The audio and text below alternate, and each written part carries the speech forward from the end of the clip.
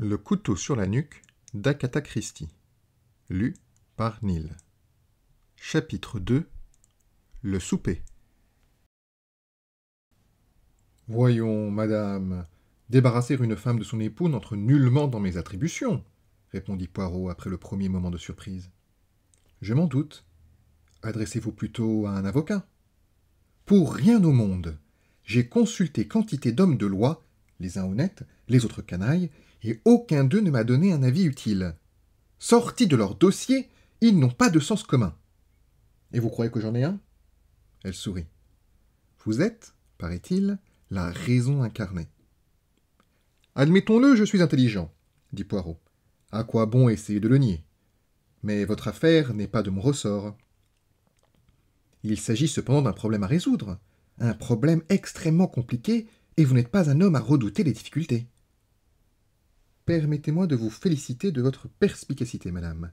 Mais je vous le répète, je ne me charge point des enquêtes pour divorce. Ce genre de travail ne m'inspire que de la répugnance. Mon cher monsieur, il ne s'agit pas d'espionner mon mari. Je désire simplement me débarrasser de lui, et je vous prie de m'indiquer la manière de m'y prendre. Poirot réfléchit. Au bout d'un moment, il parla et le ton de sa voix avait changé. D'abord, madame, pour quel motif tenez-vous à vous débarrasser de Lord Edgware ? La dame n'hésita pas. Parce que je veux me remarier. Quelle autre raison pourrais-je avoir ? Ne vous est-il pas possible d'obtenir un divorce amiable ? Vous ne connaissez pas mon mari, monsieur Poirot. Il est... Je ne sais comment m'exprimer. Il est bizarre.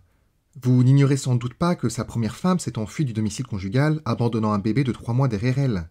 Jamais il n'a consenti à divorcer, et la malheureuse est morte quelque part à l'étranger. C'est alors qu'il m'a épousée. Sa présence m'est vite devenue insupportable. Il me faisait peur. Je l'ai quitté et suis allé vivre aux États-Unis. Je n'ai aucun motif valable pour obtenir le divorce, et lui ne veut pas le demander. C'est un déséquilibré, je crois. Dans certains États d'Amérique, on vous accorderait facilement le divorce, madame. Oui, mais ce divorce n'aurait aucune valeur en Angleterre où je compte me remarier et me fixer. Et quel est l'homme que vous désirez épouser ? Le duc de Merton. Je fus stupéfait. Le duc de Merton était le désespoir des mères ayant des filles à marier. Ce jeune homme, rigide et pieux, menant une vie ascétique, se laissait entièrement dominer par sa mère, la redoutable duchesse de Douairière. Il passait pour avoir des goûts artistiques et collectionnait des porcelaines chinoises. On le disait misogyne à l'extrême. « Nous nous aimons », déclara Jane d'un ton sentimental. « Je n'ai jamais rencontré d'homme aussi charmant, et le château de Merton est une merveille. Une fois marié, je quitterai la scène. Le théâtre ne m'attire plus du tout. » En attendant, remarqua Poirot d'une voix sèche, Lord Edgware constitue un obstacle à ces romanesques projets. Oui, vous voyez mon embarras. Si seulement nous étions à Chicago, continua-t-elle tranquillement, je pourrais faire disparaître cet obstacle sans encombre. Mais dans ce pays-ci, on ne recourt pas aux bandits professionnels, n'est-ce pas ? Dans ce pays, madame, nous reconnaissons à tout être humain le droit de vivre. Reste à savoir si c'est un bien, monsieur Poirot. Votre pays ne se porterait peut-être pas plus mal une fois délivré de quelques pantins politiques. Quant à Lord Edgware, je puis vous affirmer que sa mort ne pourrait être considérée comme une perte pour l'humanité. On frappa à la porte et un garçon entra, portant les plats. Jane Wilkinson continua, sans se soucier de sa présence. « Mais je ne vous demande pas de le tuer pour me faire plaisir, monsieur Poirot. »« Merci, madame. » « Essayez de lui faire entendre raison et amenez-le à demander le divorce. Réfléchissez-y, monsieur Poirot, vous trouverez sûrement un moyen quelconque. » Elle ouvrit tout grand ses yeux bleus et acheva d'une voix douce. « Vous voudriez me voir heureuse, n'est-ce pas ? » « Mais je désire le bonheur de tout le monde, » assura Poirot avec prudence. « Évidemment. Mais il ne s'agit pas du tout de tout le monde. Je pense à moi pour l'instant. Vous me jugez égoïste ? Non. Mais je ne puis supporter l'idée de me voir un jour malheureuse. Et à moins qu'il ne consente à divorcer, ou qu'il meure, je suis voué à une vie misérable. » Elle reprit pensivement. « Mieux vaudrait qu'il mourût. J'en serais ainsi délivrée une fois pour toutes. » Elle regarda Poirot et ajouta en se levant comme on entendait des pas dans le couloir. « Je puis compter sur votre concours, n'est-ce pas ? Sinon, madame, je prends un taxi et je vais la battre moi-même, déclara-t-elle en riant. Elle disparut dans la pièce voisine au moment où Brian Martin entrait avec Carlotta Adams et son cavalier, ainsi que 2 autres personnes qui soupaient avec lui et Jane. On nous présenta ces derniers, Monsieur et Madame Whitburn. « Où est Jane » demanda Brian. Je voulais lui annoncer le résultat de la démarche dont elle m'avait chargé. Jane apparut dans l'encadrement de la porte, un bâton de rouge à la main. « Elle est là !» s'exclama-t-elle. « C'est magnifique ! Miss Adams, votre talent m'a tellement enthousiasmé que je brûlais du désir de vous connaître personnellement. Veuillez entrer ici, nous serons à l'aise pour bavarder pendant que je me remettrai un peu de poudre. » Carlotta obéit et Brian Martin s'affala dans un fauteuil. « Alors, monsieur Poirot, vous voilà pris. Notre amie Jane est-elle parvenue à vous persuader de combattre à ses côtés? Croyez-moi, autant vaut lui céder tout de suite. Elle ne comprend pas le mot non. » On ne le lui a peut-être jamais dit. Brian Martin alluma une cigarette. Jane est une femme d'un caractère étonnant. Elle ne respecte rien ni personne. Pour elle, une seule chose existe sur Terre, les volontés de Jane. Il sourit. Elle tuerait quelqu'un qui la gênerait, et trouverait de la dernière injustice si, prise en flagrant délit, on la condamnait. Du reste, elle ne ferait rien pour cacher son crime. « Vous la connaissez donc bien, monsieur ?» demanda Poirot, et il regardait Brian Martin avec une curiosité qui me parut singulière. « Hélas, oui. Et n'êtes-vous pas de mon avis ?» lança l'acteur au couple Whitburn. « Jane est certes une femme volontaire, » acquiesça madame Whitburn. « Mais enfin !»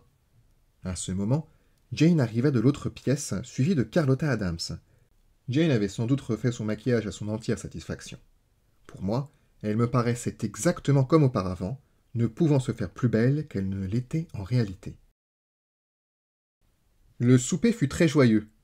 Cependant, j'avais l'impression qu'il flottait dans l'atmosphère certains courants subtils dont le sens exact m'échappait. Je ne songeais point à rendre responsable Jane Wilkinson. Une seule idée suffisait à occuper son esprit et, pour l'instant, satisfaite d'avoir obtenu avec Poirot l'entretien désiré, elle se montrait fort gaie. Elle avait invité Carlotta par pur caprice, pensai-je, et simplement parce qu'elle avait été très amusée de l'imitation excellente faite par la jeune femme. À qui donc imputer cette sensation bizarre et inquiétante? J'observais les convives à tour de rôle. Brian Martin? Ce jeune homme semblait plein d'affecterie. Ne fallait-il pas attribuer cela à sa qualité de vedette de l'écran? À une fatuité d'acteur qui continue de jouer un rôle dans l'existence quotidienne? Carlotta Adams demeurait naturelle. Maintenant que je pouvais l'étudier de près, je découvrais en elle une jeune personne calme, à la voix harmonieuse. Elle possédait un charme discret, plutôt d'ordre négatif, qui consistait surtout en l'absence de toute note discordante. Son physique même me parut négatif. Chevelure noire, yeux d'un bleu clair, teint mat et bouche très mobile. En somme, une personne sympathique, mais qu'il eût été difficile de reconnaître en la rencontrant, vêtue d'une toilette différente. Elle acceptait avec un plaisir évident les compliments et les paroles aimables de Jane. Mais soudain, il y eut, sur ses traits, un changement d'expression. Elle regardait Jane qui venait de détourner la tête pour parler à Poirot. Dans les yeux de la jeune fille, je découvris une hostilité nettement marquée. Était-ce jalousie professionnelle? Jane était une actrice parvenue en haut de l'échelle de la renommée, dont Miss Adams gravissait seulement les premiers échelons. J'observai ensuite les 3 autres convives. Que dire de Monsieur et Madame Whitburn? Lui, un échalas, et elle, une tour, blonde, prétentieuse. Il me faisait l'effet de gens riches se passionnant pour les choses théâtrales dont ils parlaient continuellement. Vu ma longue absence d'Angleterre, je n'étais guère au courant de ce qui se jouait à Londres. Le dernier membre de la compagnie était un jeune homme brun à la face ronde et colorée qui escortait Carlotta Adams. Dès le début, je soupçonnais ce convive de manquer de sobriété et je constatais, en effet, qu'il absorbait une quantité déraisonnable de champagne. Pendant la première moitié du repas, il garda un morne silence et l'air bourru d'un homme qui s'estime offensé. Vers la fin, il se confia à moi comme à un ancien ami. Vous comprenez mon point de vue, mon vieux. N'est-ce pas que vous saisissez, hein? Voyons.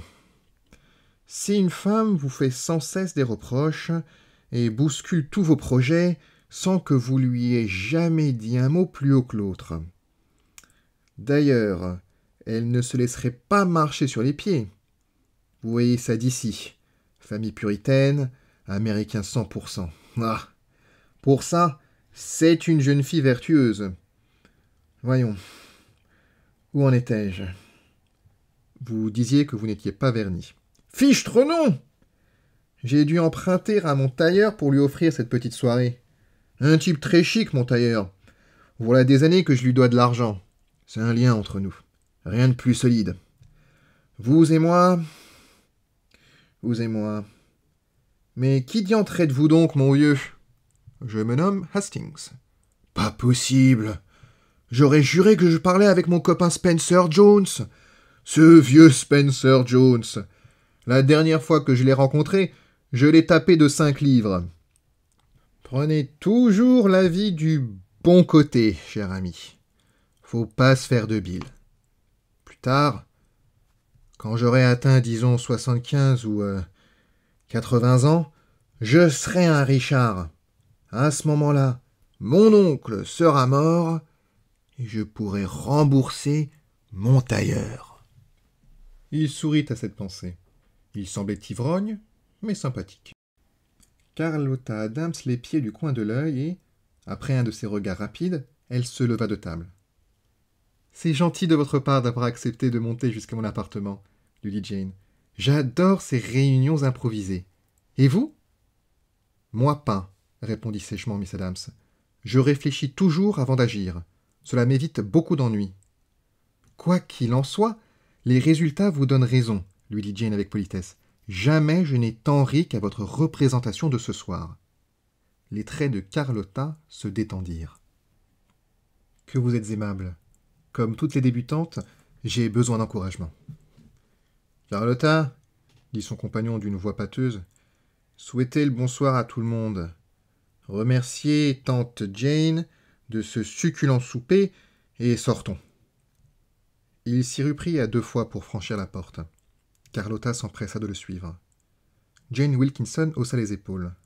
« Quel est cet abruti qui m'a appelé tante Jane? Je n'avais pas encore remarqué sa présence. »« Cher ami, n'y prêtez pas attention, » dit madame Wedburn. « Tout jeune, ce garçon donnait les plus grands espoirs dans l'art dramatique. On ne le dirait pas aujourd'hui, n'est-ce pas? C'est triste de voir de si beaux débuts de carrière échouer lamentablement. À présent, Charles et moi devons rentrer. » Les Wedburn prirent congé et Brian Martin les accompagna. « Eh bien, monsieur Poirot ?» Poirot sourit à l'actrice. « Eh bien, Lady Edgware ?»« Je vous en supplie, ne m'appelez plus ainsi. Laissez-moi oublier ce nom ou je vous croirai l'homme le plus insensible d'Europe. Je n'ai pourtant pas un cœur de pierre. » À mon avis, Poirot avait bu pas mal de champagne, peut-être même une coupe de trop. « Alors, c'est entendu, cher monsieur Poirot? Vous irez voir mon mari et le persuaderez d'agir suivant mes vœux? »« Oui, j'irai le voir, » promit Poirot sans se compromettre. « Et s'il ne veut rien entendre, comme je le prévois, vous imaginerez un adroit stratagème? Ne vous dit-on pas l'homme le plus fin d'Angleterre? »« Madame, quand il s'agit de mon bon cœur, vous parlez de l'Europe entière. Mais pour ce qui est de ma finesse, vous limitez votre comparaison à l'Angleterre. Si vous réussissez, je proclamerai que vous êtes l'homme le plus remarquable de tout l'univers. » Madame, je ne promets rien. Dans un intérêt tout psychologique, je m'efforcerai d'obtenir de votre mari un rendez-vous. C'est cela. Psychoanalysez-le. Vous ne pourrez lui faire que du bien. L'essentiel, c'est que vous m'apportiez un bon résultat. J'aime, monsieur Poirot. D'un air rêveur, elle ajouta. Songez donc quelle surprise sensationnelle produira l'annonce de mon mariage avec le duc de Merton.